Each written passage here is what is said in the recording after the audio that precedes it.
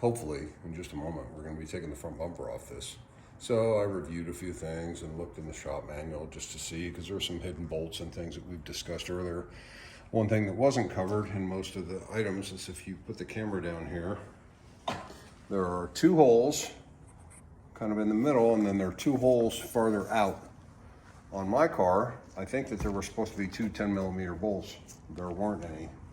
But on the outer holes, there were 2 black plugs that were crammed up in there, and they were super tight. So I had to wedge these things out because you could clearly see the bumper wouldn't move with these in there. So I don't know if the owner modified it or if it was something Mazda did that nobody covered, but if you can't get the thing off, check up under there. You may have bolts or some push pins holding it in. So let's see if we can pull this thing off.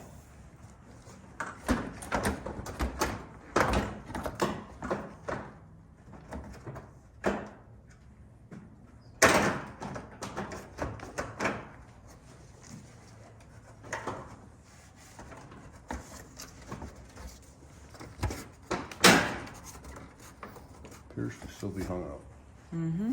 So let me crawl underneath and see what else I can find.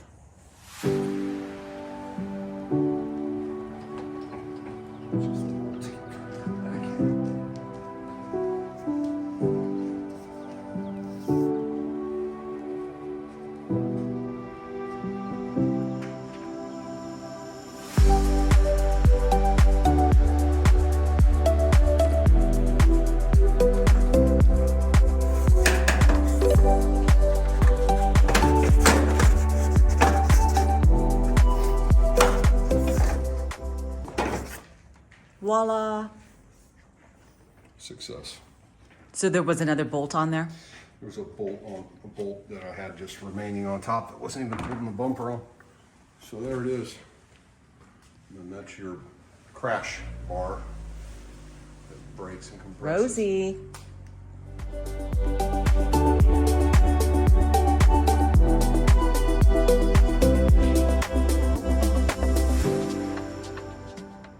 Okay, next step is to get the crash bar out of the way, but it's just some regular bolts or no electrical connections or anything, so that'll go fairly quickly.